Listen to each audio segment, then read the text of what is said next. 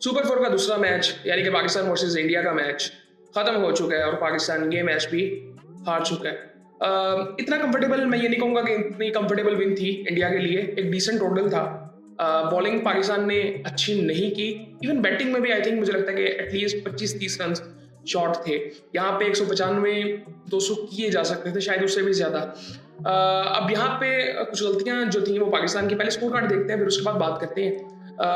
Pakistan toss हार गया था और इंडिया ने बॉलिंग का फैसला किया था। पाकिस्तान भी बॉलिंग करना चाहता था क्योंकि ठीक है, और चेंजेस भी थे पाकिस्तान की टीम में। हुसैन तलत आज खेल रहे थे और फहीम अशरफ वापस आए थे गुजल शाह की जगह पे, और हसन नवाज की जगह पे हुसैन तलत आए थे।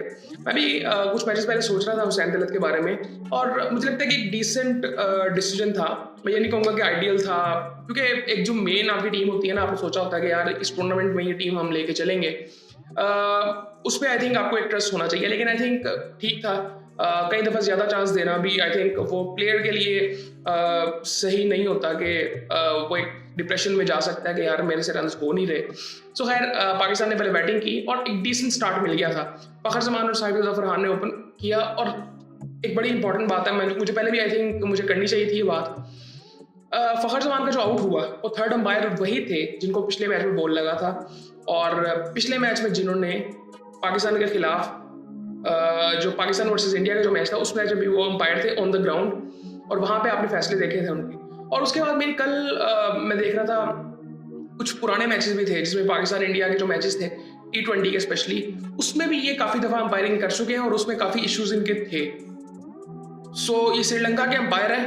आई थिंक अब इस यहाँ पे क्या बात करें, यहाँ पे कोई बात कर ही नहीं सकते। मैं हमेशा कहता हूँ कि इंडिया का इस वक्त इन्फ्लुएंस क्रिकेट में बहुत ज़्यादा है हर तरह से। मैच रेफरी वाली जो बात थी कि पता नहीं कितने मैचेस उसने 90+ मैचेस उसने इंडिया के कवर किए, और इस अंपायर की भी आई थिंक चेक करेंगे तो ये ऐसे ही है। हालांकि पाकिस्तान ने एक डिसेंट जेस्चर शो किया था पिछले मैच में, जब आई थिंक ये लास्ट मैच जो पाकिस्तान खेला था उसमें बॉल लगी थी हारिस की तरफ से, मोहम्मद हारिस की तरफ से। सो आई थिंक बट ये फैसले बड़े इंपॉर्टेंट होते हैं, और फ़खर जमान का वो आउट इंपॉर्टेंट था। और मोस्टली मेरे ख्याल से हम जो कमेंटेटर्स थे उनका भी यही था। अब जाहिर बात है कि इंडियन कमेंटेटर्स में बैठे हुए थे, वो बिल्कुल साफ तो नहीं कह सकते थे, उन्होंने कभी कहना भी नहीं था कि ये आउट नहीं है। सो आई थिंक वो क्वेश्चन मार्क था वहाँ पे, लेकिन यहाँ पे कुछ किया नहीं जा सकता, यहाँ पे ना कोई कंप्लेन की जा सकती है। सो खैर, ये क्योंकि ये चीज़ें पहले हो चुकी हुई हैं। उसके बाद फरहान ने एक डिसेंट इनिंग खेली थी 58 रन की, लेकिन मुझे ना एक चीज़ अच्छी नहीं लगी थी फरहान की तरफ से जो इसने पिछले मैच में किया था। पिछले मैच में जब इसने इनिंग खेली, उस मैच को इसने अपने सोशल मीडिया पे अपलोड किया। मैं इस चीज़ पे हैरान था कि हम अपनी एवरेज बिलो एवरेज परफॉर्मेंस पे सेटिस्फाई कैसे हो जाते हैं। मेरे ख्याल से ये इंडिविजुअल परफॉर्मेंसेस की सेलिब्रेशन होनी भी नहीं चाहिए अगर आप मैच नहीं जितवा रहे तो। सो खैर, साइम वन डाउन आया, बेहतर लगा, आज पहले से बेहतर था, एक बेहतर फैसला था। मेरा ये था कि शायद वो चौथे नंबर पे भी खेल सकता है, बट वहाँ पे भी उसको एक डिसेंट टाइम मिल गया था जहाँ पे वो बैट पे उसके बॉल लगा, एक दो शॉट्स उसने मारे, एक चौका मारा, एक छक्का मारा, तो 21 रन उसने बनाए। उसके बाद हुसैन तलत आए। अब कुछ लोग बात कर रहे हैं कि बैटिंग ऑर्डर ये सारा कुछ, ये बातें करने वाली नहीं है। जो मेन पॉइंट है बैटिंग में वो करने के लिए ये है कि जो 11 से 16 ओवर थे वो 6 ओवर आपने बहुत स्लो खेला है।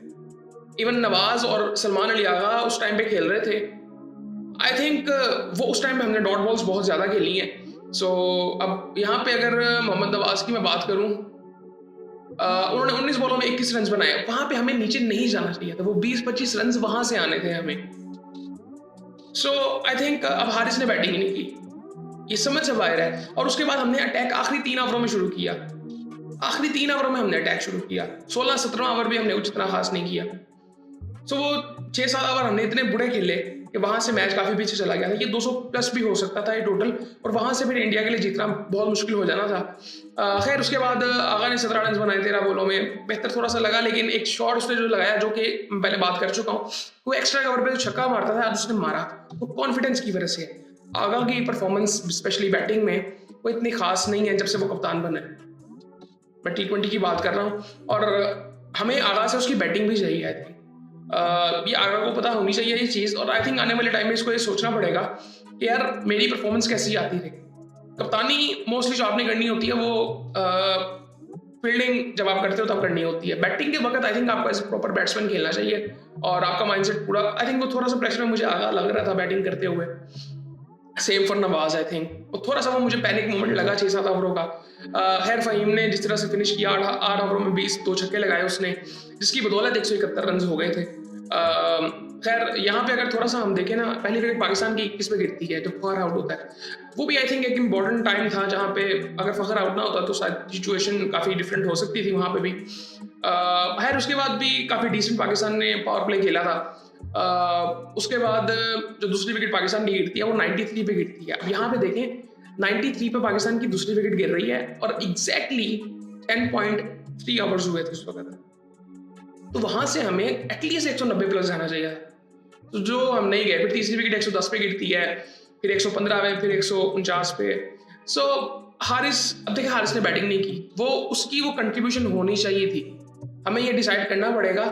पहले 10 ओवरों में बड़ी अच्छी सिचुएशन थी वहाँ पे, उसके बाद हम थोड़े से पैनिक किए। खैर पाकिस्तान इंडिया फिर जब इंडिया बैटिंग के लिए आता है तो पावर प्ले में अच्छी बॉलिंग थी नहीं।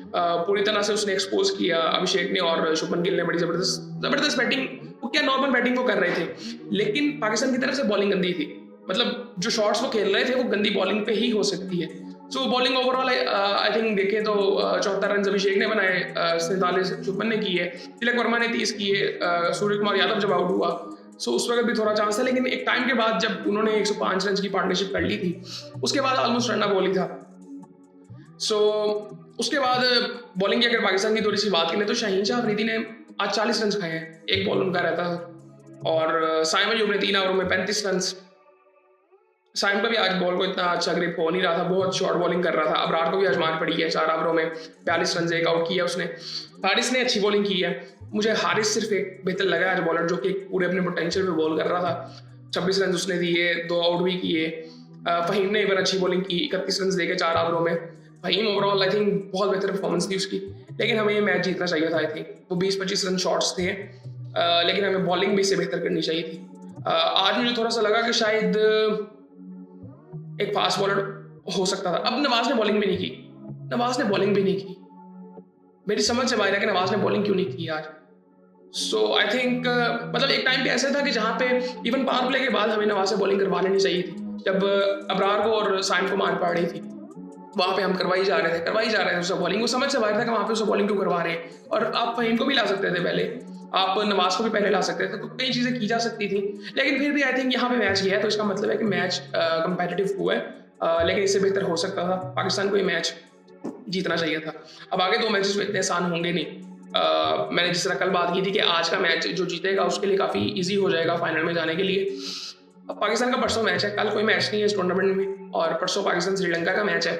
अब वो मैच डू डाई मैच है, जीत जाओगे तो आगे चले जाओगे, नहीं तो फिर बाहर हो जाओगे। फिर उसके बाद बांग्लादेश के साथ एक मैच है, और लेकिन आई थिंक एक दफ़ा और भी मैच हो सकता है पाकिस्तान इंडिया का अगर पाकिस्तान फाइनल में पहुंचता है तो।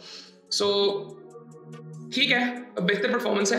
अच्छा उसके अलावा मुझे याद आया कि यार मैंने आई थिंक पता नहीं बात की थी कि नहीं, ये अफगानिस्तान और श्रीलंका का जो मैच था उस मैच की जब पहली इनिंग खत्म हुई थी, जब बिलाल लगे श्रीलंका के प्लेयर है उनके फादर की डेथ हो गई थी, और उसमें आई थिंक वो तब हुई थी वो जब मोहम्मद नबी ने 5 छक्के मारे थे उनको, और वो मेरे ख्याल से वो श्रीलंका गए थे बिलाल लगे और वापस आके उन्होंने अगला मैच भी खेला था बांग्लादेश के खिलाफ। सो आई थिंक उससे देख के एक तो पहले मैं ये कहता हूँ कि यार जो पैशनेटली क्रिकेट से जिनको मोहब्बत है ना, वो आई थिंक इस तरह के क्लोज मैचेस मत देखा करें अगर वो दिल के मरीज हैं तो। सीरियसली आई थिंक इतने वो मतलब एजेड भी नहीं थे उनके जो पेरेंट्स हैं, और एक तरह से खुशी भी होती है कि यार इतने पैशनेटली लोग देखते हैं क्रिकेट को अभी भी, क्योंकि आज भी क्राउड देखें कोई इतना खास नहीं था क्राउड, बहुत डिसेंट क्राउड था। आई थिंक पिछली दफ़ा जो पाकिस्तान इंडिया का मैच था उससे कम ही था, और आज बॉडी लैंग्वेज भी इंडिया की हल्की थी पिछले मैच से, जो पिछले मैच में आई थिंक को लग रही थी ना इनकी, आज थोड़े ज़रा हम्बल नज़र आ रहे थे, जो कि ठीक था। और एग्रेशन पाकिस्तान की तरफ से जो नज़र आ रहा था बिल्कुल होना चाहिए, और मेरे ख्याल से ज़्यादा होना चाहिए था। और आई थिंक हमें बेहतर खेलना पड़ेगा, मैं पहले कई दफ़ा बात कर चुका हूँ, ये बॉलर्स अनप्लेबल नहीं है। हम लोगों ने एक हवा बनाया हुआ है, हमारे मीडिया ने, इंडियन मीडिया ने, हमारे क्रिकेटर्स जब आके ये बातें करते हैं ना मुझे बड़ा अजीब लगता है। इवन कमेंटेटर्स जब ये बात करते हैं, भाई मतलब फॉर एग्जांपल मैं आज आपको बताता हूँ, वकार यूनिस सेड के बुमराह पाकिस्तान के लिए थ्रेट है। उसको आज देखा कितनी मार पड़ी है आज। वो हर टीम के लिए थ्रेट है जब वो अच्छी बॉलिंग करेगा। वो आई थिंक मुझे कई दफा लगता है कि इनकी वोकैबुलरी कम है ना इंग्लिश की, तो वो कई दफा ना बिल्कुल कहने के चक्कर में ना अपनी टीम को नीचे गिरा देते हैं। अब इनकी कमेंट्री को सुनेगा तो वो मोटिवेशन कहाँ से मिलेगी। सो आई थिंक कई दफा ना आपको उठाना पड़ता है अपनी टीम को। सो ये थोड़ा सा आई थिंक वो मैं जो बात करता हूँ ना, ये क्या कहते हैं अपने प्लेयर्स के बारे में भी, कि ऑपोजिशन में किसी प्लेयर का आपको फैन बॉय नहीं बनना। ये कमेंटेटर्स को भी कहना चाहिए यार आप फैन बॉय ना बने, ये एक न्यूट्रल जॉब है, आप वो काम करें आके। ये वसीम अकरम के साथ भी इशू है। मैं बहुत ज़्यादा देखता हूँ कि वो बहुत ज़्यादा आई थिंक कई दफ़ा ना बायस्ड इनके हक में हो जाते हैं। जब पाकिस्तान इंडिया का मैच होता है आप अपनी टीम को भाई सपोर्ट करें। सेम फॉर वकार यूनुस। और भी प्लेयर्स हैं ऐसे, लेकिन आई थिंक ये थोड़ा सा होना चाहिए। आपको कई दफ़ा ना बिल्कुल अपनी टीम के लिए बायस्ड हो जाए आप। ऑपोजिशन के लिए बायस्ड कौन होता है यार, सीरियसली। सो आई थिंक ये सारी चीज़ें हैं। बाकी आई थिंक कल अब रेस्ट है, परसों पाकिस्तान और श्रीलंका का मैच है, और अब 2 टाइम मैच है जी। पाकिस्तान को श्रीलंका को हराना पड़ेगा, फिर बांग्लादेश को भी हराना पड़ेगा अगर वहाँ पे आपको फाइनल खेलना है तो। Otherwise I think for example अगर हम देखें श्रीलंका से पाकिस्तान हार जाता है तो फिर क्या होगा सिचुएशन, रन रेट पे बात जाती है कि नहीं जाती।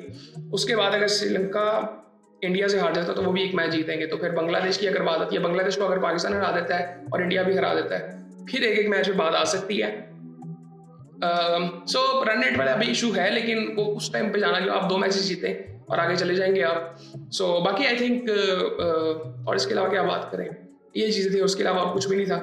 सो बस उम्मीद करते हैं कि आगे आने वाले टाइम में, आज बेहतर थोड़ा लगा था, थोड़ी सी फाइट नजर आई तो ठीक है, लेकिन आने वाले टाइम पे आई थिंक पाकिस्तान को और बेहतर खेलना पड़ेगा और बड़ी सीरियसली कई चीज़ों के बारे में सोचना है पीसीबी को भी और पाकिस्तान क्रिकेट टीम को भी, इंडिविजुअली प्लेयर्स को भी सोचना है कि उनको इंडिविजुअली खुद को बेहतर किस तरह से करना है।